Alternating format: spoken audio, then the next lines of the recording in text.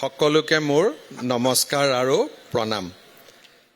আজিৰ সভাত আমাৰ মাজত উপস্থিত অসম চৰকাৰৰ সন্মানীয় মন্ত্ৰী অতুল বৰা ডাঙৰীয়া, মন্ত্ৰী কৌশিক ৰায় ডাঙৰীয়া, সন্মানীয় বিধায়ক প্ৰদ্যুৎ বৰদলৈ ডাঙৰীয়া, বিজয় কুমাৰ গুপ্তা ডাঙৰীয়া, দীপ্লুৰঞ্জন শৰ্মা ডাঙৰীয়া, ডক্টৰ তপন দাস ডাঙৰীয়া, গুৱাহাটীৰ মেয়ৰ মৃগেন শৰণীয়া ডাঙৰীয়া, ৰাজ্যৰ মুখ্য সচিব ডক্টৰ ৰবি কোটা ডাঙৰীয়া, আমাৰ মাজত উপস্থিত অতিৰিক্ত মুখ্য সচিব সুইটি চেংচন ডাঙৰীয়ানী, অজয় তিৱাৰী ডাঙৰীয়া, মুকেশ চাহু ডাঙৰীয়া, গুৱাহাটীৰ পুলিচ আয়ুক্ত পাৰ্থসাৰথী মহন্ত ডাঙৰীয়া, জিলা আয়ুক্ত স্বপ্নীল পল, লোক নিৰ্মাণ বিভাগৰ আয়ুক্ত সচিব ৰাজ চক্ৰৱৰ্তী, ৰাজ্যসভাৰ প্ৰাক্তন সদস্য ভুৱনেশ্বৰ কলিতা ডাঙৰীয়া, সন্মানীয় প্ৰাক্তন বিধায়ক অতুল বৰা ডাঙৰীয়াকে আদি কৰি মঞ্চত উপবিষ্ট বিশিষ্ট ব্যক্তিসকল, আইমাতৃসকল আৰু যুৱক যুৱতী বন্ধু বান্ধৱীসকল, খন্তেক সময় পিছতে আমি কামৰূপ মহানগৰ জিলা আয়ুক্তৰ সংহত কাৰ্যালয় ভৱনৰ শুভ উদ্বোধন কৰিম। আপোনালোক সকলোৱে জানে যে এই জিলা আয়ুক্তৰ ভৱন পাণবজাৰত আছিলে। আমাৰ বৰ্তমান য'ত আমি সুন্দৰ এখন উদ্যান গঢ়ি তুলিছোঁ, নদী পাৰত আমাৰ উপায়ুক্তৰ কাৰ্যালয় আছিলে। বৰ্ধিত কাম কাজৰ প্ৰতি লক্ষ্য ৰাখি আমি দেখা পাইছিলোঁ যে সেই স্থান নিচেই সৰু আছিলে। জিলা আয়ুক্তৰ কাৰ্যালয়টো খুবেই কম ইনফ্ৰাষ্ট্ৰাকচাৰ আছিলে আৰু ব্ৰহ্মপুত্ৰ ৰিভাৰ ফ্ৰণ্ট মুকলি কৰি দিয়াৰ বাবে আমি দুইটা সিদ্ধান্ত হাতত লৈ আমি এই মহানগৰ জিলা আয়ুক্তক কাৰ্যালয়টো সাময়িকভাৱে গুৱাহাটীৰ হেঙেৰাবাৰীলৈ লৈ আহিছিলোঁ। কিন্তু আমাৰ উদ্দেশ্য আছিল যে মহানগৰ জিলা আয়ুক্তৰ এটা আটকধুনীয়া কাৰ্যালয় নিৰ্মাণ কৰা। 2023 চনৰ 5 জানুৱাৰী তাৰিখে আমি গুৱাহাটীত এটা বিশেষ কাৰ্যসূচী হাতত লৈছিলোঁ। সেই কাৰ্যসূচীটোৰ নাম আছিলে বিকাশৰ বাবে এদিন। সেই দিনটোত মই কামৰূপ জিলা মহানগৰ জিলাৰ 7টা প্ৰকল্প 2000 কোটি টকাৰে নিৰ্মাণ কৰিবলৈ আধাৰশিলা স্থাপন কৰিছিলোঁ। এই প্ৰকল্পকেইটা আছিলে আমাৰ নতুন গভৰ্ণৰ হাউচ ৰাজভৱন, খানাপাৰাত কমিশনাৰ অফ পুলিচৰ কাৰ্যালয়, 5000 আসন বিশিষ্ট জ্যোতি বিষ্ণু আন্তৰ্জাতিক কলা কেন্দ্ৰ আৰু শংকৰদেৱ কলাক্ষেত্ৰত শ্ৰী শ্ৰী দামোদৰদেৱ আন্তৰ্জাতিক প্ৰেক্ষাগৃহ। আজি মই অত্যন্ত আনন্দিত যে সিদিনাখন আধাৰশিলা কৰা প্ৰায়বোৰ আঁচনি আজি আমি উদ্বোধন কৰিবলৈ সক্ষম হৈছোঁ। অৰ্থাৎ মুখ্যমন্ত্ৰী হিচাপে ময়ে আধাৰশিলা কৰিছিলোঁ আৰু আজিৰ উদ্বোধনী অনুষ্ঠানৰো সাক্ষী হ'বলৈ সুযোগ পাইছোঁ। ইয়ে প্ৰমাণ কৰে যে আমাৰ চৰকাৰখনে ৰাইজক যি প্ৰতিশ্ৰুতি দিয়ে তাক পালনো কৰে আৰু অকল পালন কৰা নহয়, নিৰ্দিষ্ট সময়ত পালন কৰে। সিদিনাখন আমি আৰু দুটা আঁচনিৰ কাম হাতত লৈছিলোঁ। এটা হৈছে ইণ্টিগ্ৰেটেড ডাইৰেক্টৰেট কমপ্লেক্স বেতকুছিত আৰু আনটো হৈছে গুৱাহাটীৰ পুলিচ ৰিজাৰ্ভখন নতুনকৈ সজাই পৰাই তোলা। গুৱাহাটীৰ পুলিচ ৰিজাৰ্ভখনো ইতিমধ্যে আমাৰ সুন্দৰ হৈ উঠিছে। যিসকল গুৱাহাটীৰ পুৰণি বাসিন্দা তেওঁলোকৰ এতিয়াও মনত পৰিব যে আমাৰ গুৱাহাটীৰ পুলিচ ৰিজাৰ্ভখনৰ কেনেকুৱা এটা অৱস্থা আছিল। আজি তাত সুন্দৰ ভৱনেৰে পুলিচ ৰিজাৰ্ভৰ কাৰ্যালয় আৰু বাসভৱন দুয়োটাই সুন্দৰ কৰি নিৰ্মাণ হৈ উঠিছে। ইয়াৰ লগে লগে আমাৰ এটা লক্ষ্য আছিলে যে গুৱাহাটীৰ চাৰিওফালে সিঁচৰিত হৈ থকা ডাইৰেক্টৰেট অফিচবিলাক আমি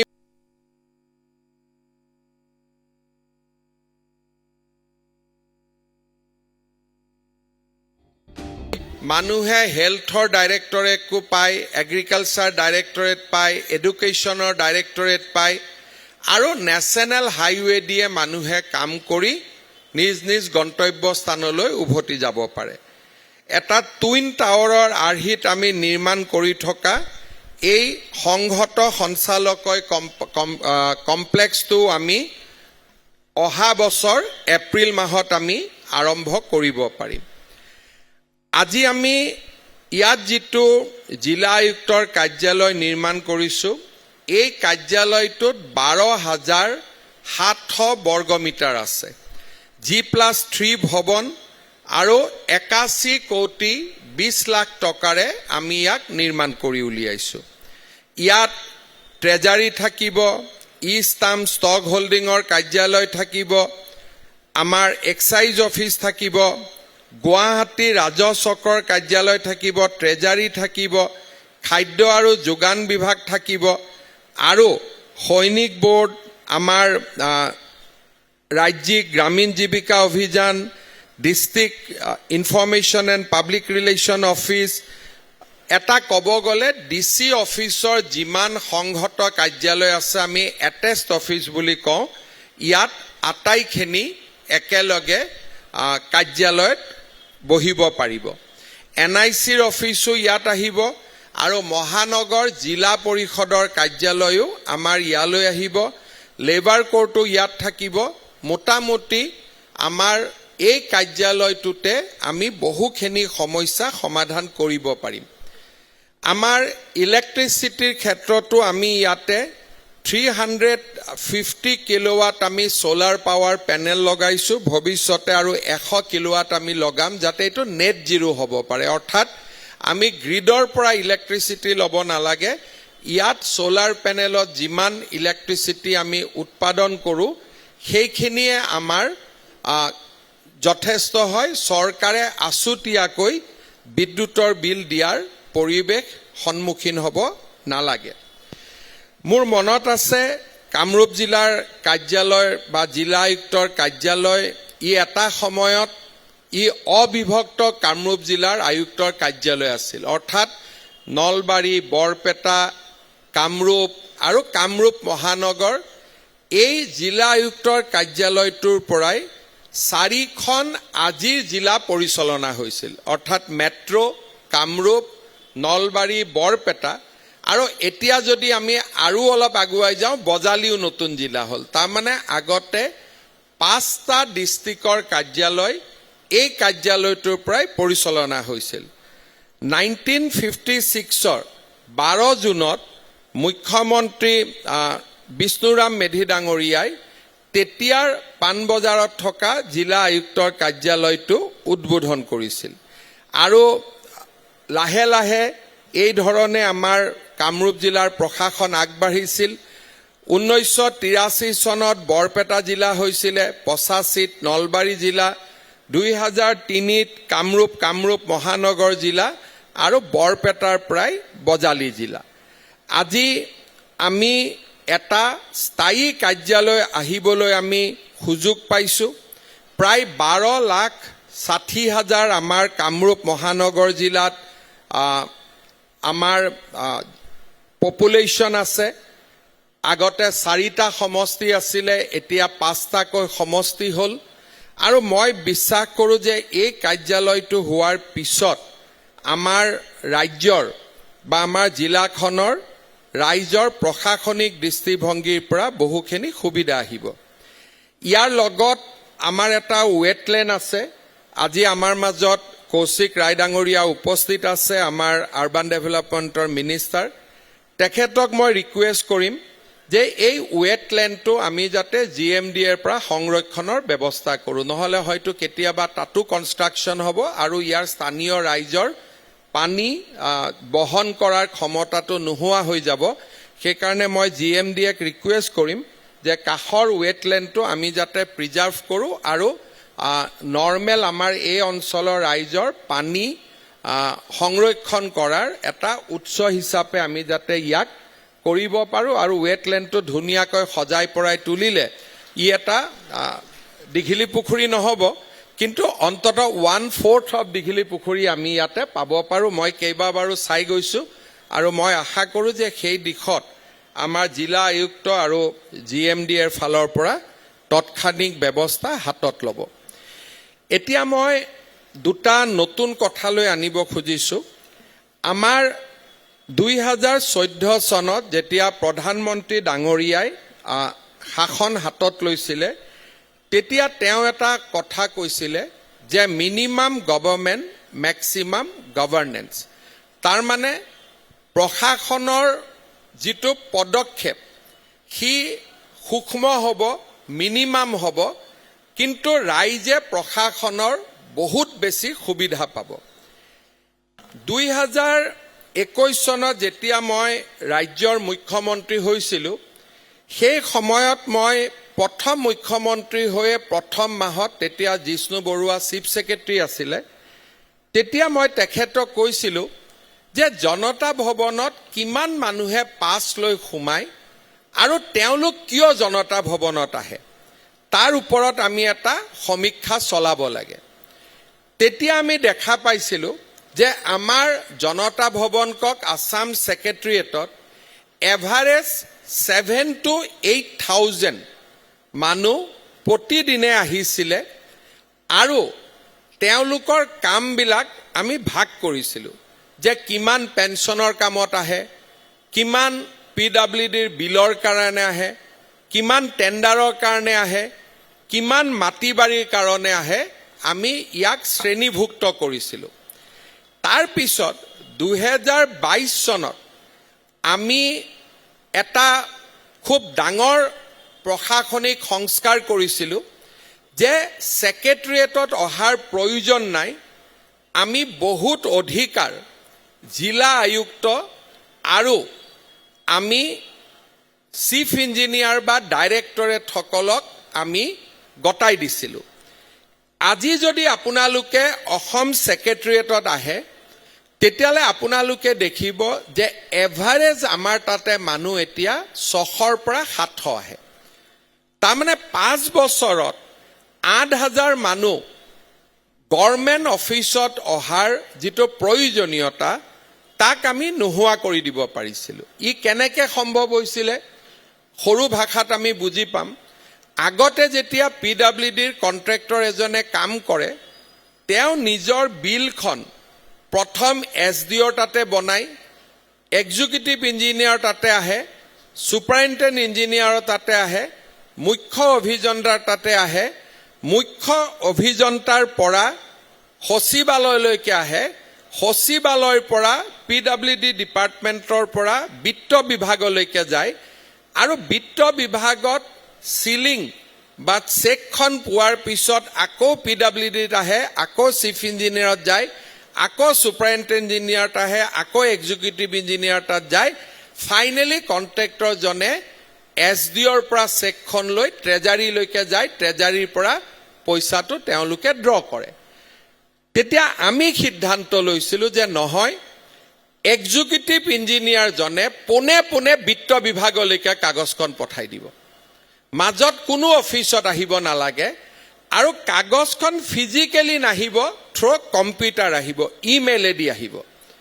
ইয়াৰ ফলত আজি 5 বছৰ আমাৰ কণ্ট্ৰেক্টৰবিলাকৰ দৰ্শন প্ৰায় নোহোৱা হৈ গ'ল। আজিকালি কণ্ট্ৰেক্টৰবিলাকৰ লগত দেখা সাক্ষাৎ নহয়। আগতে যেতিয়া অফিচৰ পৰা নামি আহোঁ, 10 জনে ধৰে, ছাৰ মোৰ বিলখন হোৱা নাই, ছাৰ মোৰ বিলখন ফাঁচি আছে। এতিয়া যাৰ সমস্যা, কিবা কাৰিকৰী কাৰণত বিলখন হোৱা নাই, তেওঁলোকেহে আমাক লগ কৰিব আহে, আৰু অহাটো স্বাভাৱিক, আমি কাকো বাধাও নিদিওঁ। কিন্তু মোটামুটি যিটো 100 জন আহিছিল, এতিয়া 90% আহে। আমাৰ যিবিলাক DC, তেওঁলোক IS বা ছিনিয়ৰ ACS হয়। চৰকাৰে তেওঁলোকৰ ওপৰত বিশ্বাস ৰখাৰ প্ৰয়োজন। আজি আমি যদি এখন মেডিকেল কলেজ কৰোঁ, স্কুল কৰোঁ, হস্পিটেল কৰোঁ, আগতে মাটি প্ৰথমতে DCক এপ্লিকেশ্যন কৰিব, DCয়ে চাৰ্কুল অফিচাৰক পঠাব, চাৰ্কুল অফিচাৰে লেণ্ড এডভাইজাৰী কমিটি কৰিব, লেণ্ড এডভাইজাৰী কৰি কমিটি কৰি চৰকাৰত পঠাব, আৰু ঘূৰি ঘূৰি 4 বছৰৰ পিছত মাটিটো আবণ্টন হৈছিল। এতিয়া আমি সিদ্ধান্ত লৈছো যে যদি চৰকাৰী কামত মাটি লাগে, লাগিলে 1000 বিঘা মাটিয়ে নালাগক কিয়, ডিচিয়ে নিজে দিব পাৰে। যোৱাকালি ইণ্ডাষ্ট্ৰি আৰু পাৱাৰ ডিপাৰ্টমেণ্টৰ কাৰণে গোৱালপাৰাত আমি 1500 বিঘা মাটি লৈছো। আমি কাক ৰিকুৱেষ্ট কৰিছো, ডিচিক কৰিছো যে আপুনি মাটিটো দিয়ক। আগতে সেই ফাইলটো ক'ত আহিছিল, মুখ্যমন্ত্ৰীলৈকে আহিছিল। এতিয়া আমি কৈছো নহয়, গভৰ্ণমেণ্টৰ মাটি ইটো ডিপাৰ্টমেণ্টৰ পৰা সিটো ডিপাৰ্টমেণ্টত যাব, ইয়াত আৰু কিয় গভৰ্ণমেণ্ট সোমাব লাগে, মাটিটোতো আল্টিমেটলি অনাৰটো গভৰ্ণমেণ্টে হৈ থাকিব। চেণ্ট্ৰেল গভৰ্ণমেণ্টৰ প্ৰজেক্ট, মথাউৰিৰ প্ৰজেক্ট, স্কুল, কলেজ, পানীৰ স্কিম, যিমান স্কিম হয় মাটি আবলটনৰ ক্ষমতা জিলা আয়ুক্তই কৰিব পাৰে SDLACৰ অনুমোদন লৈ। তাৰমানে ছেক্ৰেটেৰিয়েটত আহিব নালাগে। কিন্তু ইমানখিনি কৰাৰ পিছতো এইবাৰ যেতিয়া মই মুখ্যমন্ত্ৰী হলো, মুখ্য সচিব ডাঙৰীয়াৰ লগত কথা পাতিলো, তেতিয়া মই ক'লো আমাৰ ছেক্ৰেটেৰিয়েটত কিমান কাগজ জমা হৈ আছে। তেতিয়া আকৌ আমি দেখা পালো যে 4-5 লাখ কাগজ এতিয়াও আমাৰ জমা হৈ আছে। কিছুমান কাগজ হয়তো মুখ্যমন্ত্ৰীক সাক্ষাৎ বিচাৰি লিখা পত্ৰ, কিছুমান কাগজ হয়তো কোনোবাই কাৰোবাৰ বিৰুদ্ধে কমপ্লেইন দিয়াৰ কাগজ, হয়তো তাক আমি ইতিমধ্যে ফৰৱাৰ্ড কৰি দিছো। কিন্তু তৎসত্ত্বেও ছেক্ৰেটেৰিয়েটত আজিৰ দিনতো এটা বিশাল কাগজ আৰু ফাইল পেণ্ডিং হৈ আছে। এইবাৰ আমি নতুনকৈ হিচাপ কৰিছো যে 21ত আমি ইমান এটা ডাঙৰ পৰিৱৰ্তন অনাৰ পিছতো 26ত আকৌ কেনেকৈ কাগজ জমা হ'ল। তাৰমানে আমি যিমান ডেলিগেশ্যন কৰিছিলো তাতকৈ আৰু বেছি কৰবাত নহয় কবৰবাত ডেলিগেশ্যন কৰাৰ প্ৰয়োজনীয়তা আছে। যেনেকৈ আজিকালি এটা VGR সুপ্ৰিম কোৰ্টৰ অৰ্ডাৰ আছে যে যদি VGRটোক চেঞ্জ কৰিব খোজে ইকুৱেল মাটি দিলেই VGRখন DCয়ে চেঞ্জ কৰিব পাৰে। কিন্তু তাৰ কাৰণেও ৰেভিনিউ ডিপাৰ্টমেণ্টৰ অনুমোদন লাগে। যদি সুপ্ৰিম কোৰ্টৰ গাইডলাইন আছে, ডিচিজন IAS অফিচাৰ, তেওঁতো সুপ্ৰিম কোৰ্টক ভায়োলেট কৰিব নোৱাৰে। গতিকে আমালৈকে ফাইলটো অহাৰ কি প্ৰয়োজন আছে। এতিয়া আমি নেক্সট লেভেলত এমেণ্ডমেণ্ট কৰিব খুজিছো যে আমাৰ তাতে আৰু কাগজ কমকৈ আহক, যাতে DC এম্পাৱাৰ হয় আৰু DCয়ে এই কামবোৰ অকলে নকৰিব। DCয়ে লগত 5জন বিধায়ক গুৱাহাটীৰ ক্ষেত্ৰত LACখনক বিশ্বাসত লৈ কামটো কৰিব। তাৰমানে ইলিগেল কৰিম বুলি ক'লেও কৰিব নোৱাৰে, কাৰণ তাত জনপ্ৰতিনিধিও সোমাই থাকিব। এতিয়া আমি DCলৈকে ক'লো, কিন্তু DCৰ হাততো যেতিয়া পাৱাৰ বেছি থাকিব আকৌ ভিৰটো DC অফিচত হ'ব। সেইকাৰণে এতিয়া আমি আৰু নতুন এটা পদক্ষেপ লৈছো যে সমজিলা, তাৰমানে DCৰ সমানেই অধিকাৰ। আমি এইকেইদিনত চাই আছো যে DCৰ কাৰ্যালয়ত মানুহ কিয় আহে। আমাৰ জালুকবাৰী সমষ্টিৰ মানুহৰ কাম জালুকবাৰী সমজিলাত শেষ হ'ব লাগে। দিছপুৰ সমষ্টিৰ কাম দিছপুৰ